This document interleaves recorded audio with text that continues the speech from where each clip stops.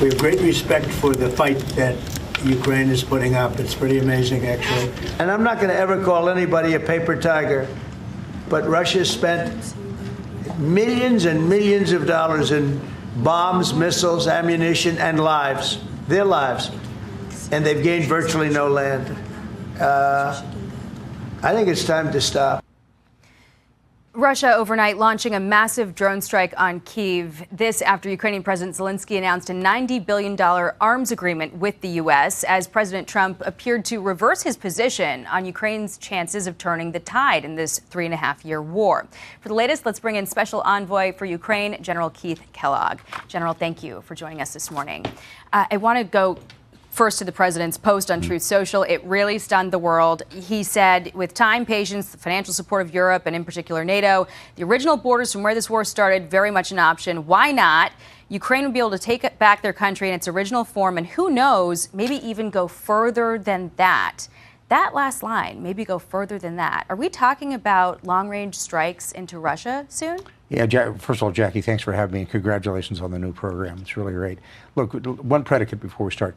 You know, this war actually started in 2014 under President Obama when the Russians went into Crimea. And then 2022 when they went in under President Biden. This is not President Trump's war in the sense he has inherited this war. And he's done everything he possibly can do to bring this war to a conclusion. From talking to two major principals to talking to allies. And he's done a wonderful job doing it. But he's really trying really hard. His comments this week that came after UN General Assembly were, and you said kind of changed the landscape. He's always been very, very positive about trying to get to a conclusion. But I think what's happened is the constant information he gets, which is really good, from the intelligence agencies, from Secretary of State, all the way down the line, kind of shows him that Russia is not winning this war. If they were winning this war, they'd be in Kyiv, they'd be in Odessa, they'd be over the Dnieper River. That we added 2 new NATO allies. One of them, Finland had doubled the size of the border the Russians have to protect. We added Sweden, which is a technologically advanced nation, especially when it comes to armament. So this is where I think they have an opportunity to challenge Russia much more aggressively if they pick to do it and they get the weapon systems to do so. They've never asked for U.S. troops. They don't want U.S. troops on the ground. But what they do want is the armament and the ability and the authority to use it. And if they do that, I think it's going to be pretty well received. Do they have the authority to use it? Well, it's mixed. Sometimes they get some of the authority, sometimes they don't. And I think very carefully everybody should follow what the president says. He's the commander-in-chief by the Constitution, and everybody falls in line. When the president says go left, you go left. If he says you go right, you go right. That's the president. The last I checked, none of us got electoral college votes. He did. So when the president says to do something, we just need to to do that and complete the action. Look, I think everybody needs to understand the seriousness of this war. This war is the largest war in Europe since the end of World War II. It's between the two geographically largest countries in Europe, with Ukraine and Russia. The casualties are well over 1 million. We're talking hundreds of thousands. They're using the most advanced systems in the world, bombers, missiles, the drone technology. It's really advanced, and sometimes I think we don't realize how serious this is. And my biggest concern is that a mistake can happen, and that causes for a larger escalation, be it the attacks by the drones into Poland or the aircraft that are overflying Estonia, whatever it's going to be. You have to be very, very careful about it.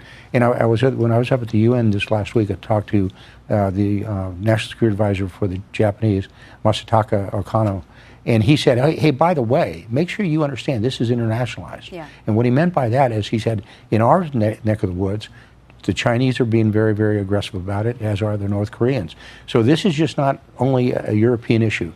This is a global issue. And I think sometimes we forget that, and we should react accordingly. I just want to clarify. Are you saying, though, that it is the president's position that Ukraine can conduct long-range strikes into Russia, that has been authorized by the president? I think reading what he has said and reading what Vice President Vance has said, as well as Secretary Rubio, the answer is yes. Use the ability to hit deep. There are no such things as sanctuaries. That's one of the reasons I believe that this last week, and it has been confirmed, that President Zelensky asked President Trump to get Tomahawk missiles, which give you a depth. They're really good systems. America makes the best systems in the world. Are we giving him the Tomahawks? Well, that decision has not been made, but he's asked. I know that President Zelensky did, in fact, ask for them, which was confirmed by a social media post by Vice President Vance. That's going to be up to the president to do it. Okay. General Keith Kellogg, thank you very much for your time. Always a pleasure talking to you, sir. Thanks, Jackie. Thanks for having me. Thank you very much. Thank you. President Donald Trump is flexing new leverage in the war in Ukraine, allowing the nation to use U.S. weapons to strike deep into Russia, weighing whether to provide Kyiv with Tomahawk cruise missiles, and vowing Ukraine can take back all its land, while pressing China and India to slash purchases of Russian oil. Ukraine supporters are cheering the shift, noting that after months of frustration over the grinding conflict, Trump appears to be changing tactics. From a combative February meeting with President Volodymyr Zelensky to his declaration last week that Ukraine could reclaim all of its original territory, the president is signaling a harder line on Moscow. On Fox News' The Sunday Briefing, Ukraine envoy Keith Kellogg revealed that Trump had authorized long-range Ukrainian strikes inside Russia. Vice President J.D. Vance added that the administration is weighing whether to send Tomahawk missiles, a capability the Biden White House had denied. The weapons would be funded by European partners. We're certainly looking at a number of requests from the Europeans, Vance said. It's something the president's going to make the final determination on. The U.S.-made Tomahawk has a range of about 1,500 miles, meaning Kyiv could theoretically target Moscow if Trump approves the transfer. Russia quickly issued warnings, with Kremlin spokesman Dmitry Peskov questioning whether Ukrainians could operate such systems without American assistance. Who can launch these missiles even if they end up on the territory of the Kyiv regime, Peskov asked. Can they be launched only by Ukrainians, or must it still be done by American personnel? Who provides the targeting? A very deep analysis is needed here. He dismissed the weapons as strategically meaningless. There is no panacea that can change the situation on the fronts. There are no magic weapons, whether Tomahawk or others, that can alter the dynamics, Peskov said. Still, Trump's stance marks one of his most striking reversals. Last week, he suggested Ukraine could not only hold its ground, but also return to its original borders, calling that very much an option, while urging NATO nations to shoot down Russian drones and jets that cross into their airspace. He added that Russia has been fighting aimlessly for 3.5 years in a war that should have taken a real military power less than a week to win. This is not distinguishing Russia. This month, Russian drones entered Polish and Romanian territory. Missile-carrying MiG-29 jets crossed into Estonian territory.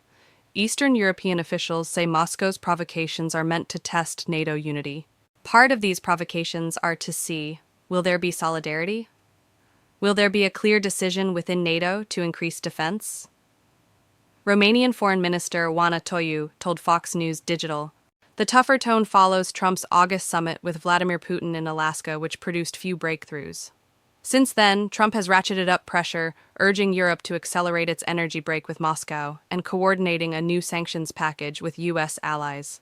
Inexcusably, even NATO countries have not cut off much Russian energy and Russian energy products, Trump told the United Nations General Assembly. China and India are the primary funders of the ongoing war by continuing to purchase Russian oil. The president has already imposed a 50% tariff on Indian goods, citing New Delhi's reliance on Russian fuel. Officials suggest additional measures are under consideration if India and China do not curb their energy ties with Moscow.